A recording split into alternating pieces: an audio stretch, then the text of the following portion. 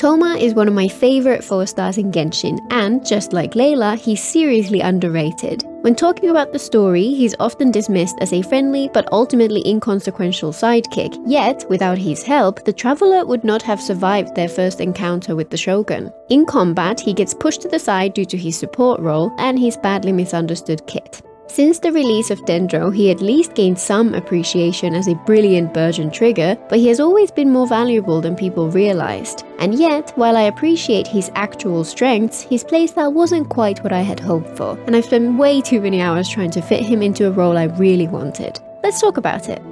After the traveler finds their way across the sea to the war-torn islands of Inazuma, the first character they meet there is Thoma. Beidou introduces him as her trading partner. He's like an eager puppy, brimming with excitement, and I just found him completely adorable. While many of the people we meet hold some important role in society, Thoma is a housekeeper and a general fix-it man for the Kamisato clan, and he's a surprisingly interesting character. He grew up in Mondstadt, but ended up in Inazuma, and is forever a bit of an outsider as a result. Though due to his easygoing nature, he's well liked by many people. He even knits sweaters for puppies. Despite his less prominent position, he still plays a key role in the Archon quests, where he was due to be the 100th person to have their vision seized as part of the Vision Hunt decree. The traveler stepped in to confront Raiden and was swiftly defeated, but as the Archon prepared to deliver a fatal blow, Thoma defied his god and threw his spear to distract her while he rescued the traveler. This moment is a perfect example of who he is: loyal, brave, and selfless. I love everything about him.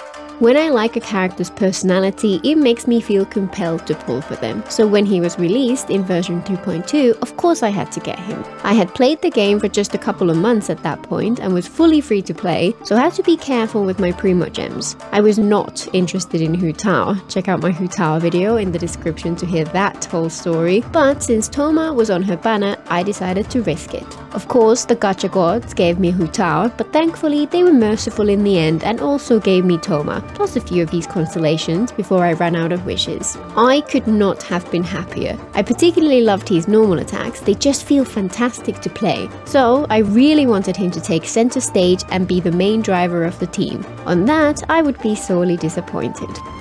Before we get to his playstyles, let's talk through his kit. He's a pyro spear user with fast and fluid normal attacks, which I absolutely love, and will forever feel sad that they're not all that useful. His skill kicks up a flash of pyro damage and creates a shield which lasts for 8 seconds. It's fairly mediocre at first glance with comparatively low multipliers, however, it's a little more complicated than most, and the next step starts when you use his burst. Much like his skill, Thoma's burst starts with a flash of pyro damage. The flames it summons float around your active character, and whenever you use normal attacks, they flare outwards and cause pyro damage in a small AoE. Every time these fiery attacks are triggered, his shield's duration refreshes, and it gains a small amount of strength. This can happen once per second, and by the time you reach the end of his duration, the shield is comparable to Layla's, only a little behind the strength of Zhongli's. Since both his skill and coordinated attacks refresh any existing shield, it's pretty easy to keep it active 100% of the time, so while it takes a short while to build up his strength, it can sustain his highest level surprisingly well over the course of a long battle.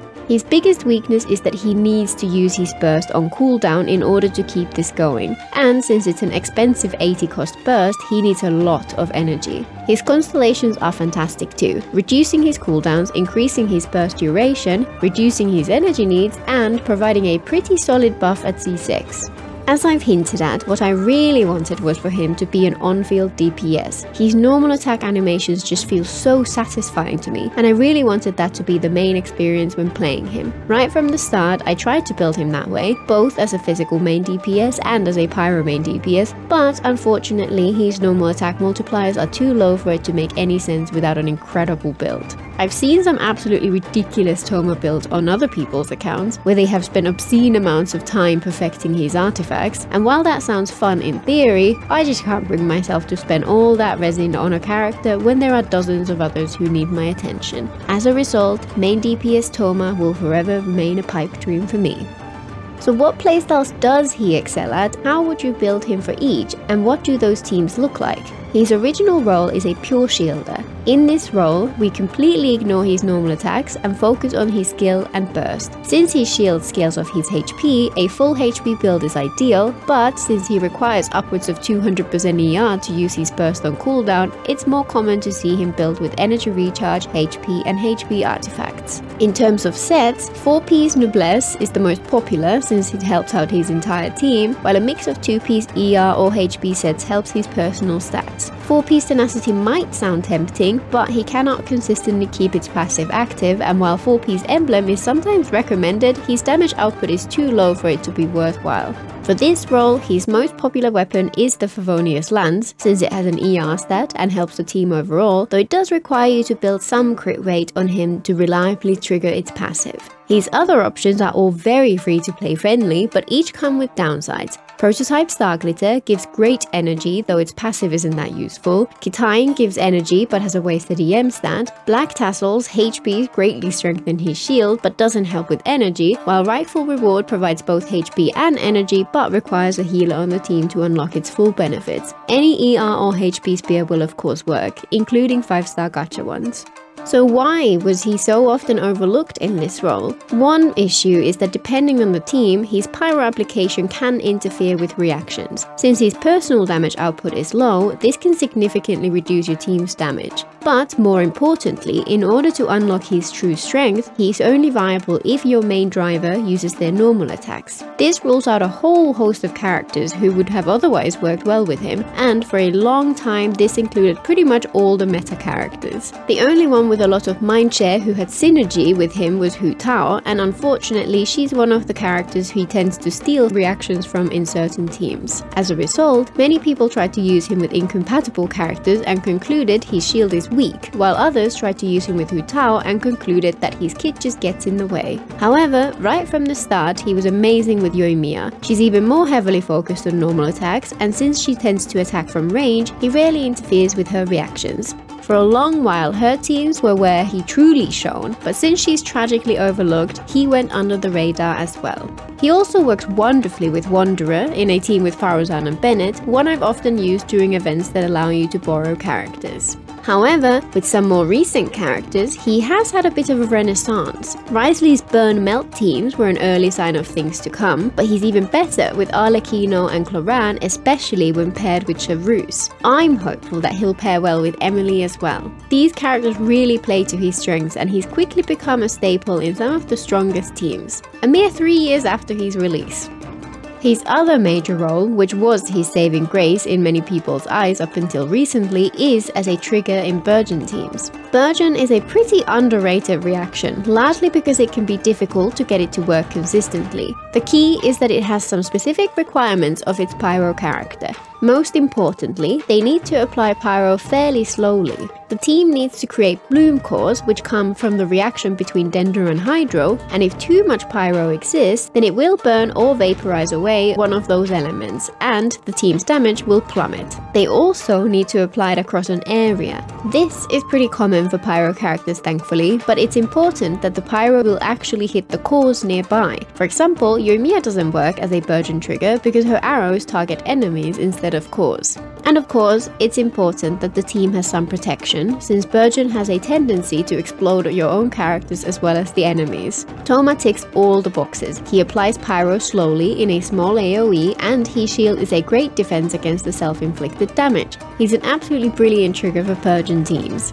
While he can function in a Burgeon team with its typical shield build, a more dedicated Burgeon build looks very different. Since he would be the one triggering Burgeon reactions, his stats are key to the damage of the team. To make the most of this, he wants as much EM as possible, though again he has the same ER requirements. Generally, people end up with energy recharge, EM and EM artifacts, though an EM Sans is viable if you have an absolutely fantastic energy from your substats and weapon. HP substats are also extremely valuable here to keep his shield strong enough to defend against the Burgeon damage. His ideal set here is Flower of Paradise Lost, though 4-piece Gilded is only marginally behind and comes from a more valuable domain. He's also fine with mixed 2-piece sets if you don't have a full set ready for him. His ideal weapons also change quite a bit. Kitine is arguably best in slot since it provides EM and also helps with these energy recharge. Dragon's Bane works well due to its high EM stat, and Ballad of the Fjords can be a valuable option at high refinement, though it's better used elsewhere. And of course, if you lack any of those, he could still use one of the other options: Favonius, Starglitter, Rifle Reward, and Black Tassel.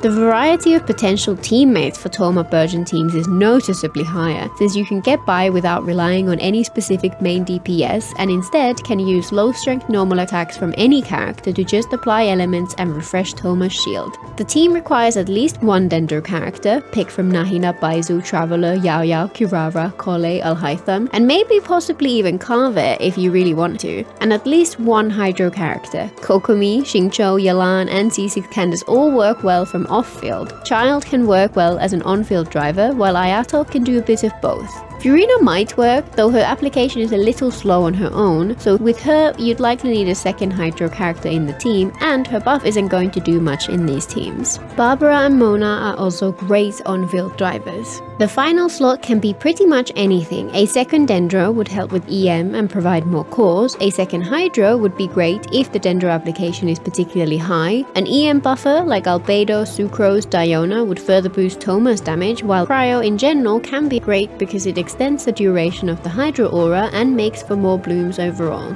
There are arguably two more downsides to Burgeon teams in general. Their damage tends to pale in comparison to teams built around a well-invested main DPS, so for many people they can feel underwhelming in comparison. And more noticeably, they feel less comfortable than Hyperbloom teams despite their similar setup, simply because Hyperblooms home in on their target while Burgeon doesn't. However, Burgeon can be incredibly useful. For example, in several recent Abyss cycles, enemies included Electro-Electors and the Iniquitous Baptist, both of which can be a struggle to defeat for many teams focused more on DPS, and which are particularly vulnerable to the cocktail of elements with Burgeon teams apply.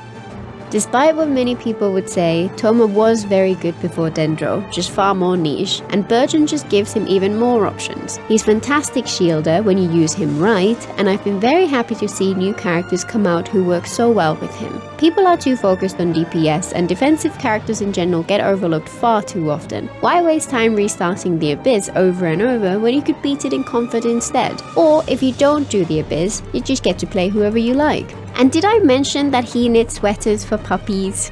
Until next time!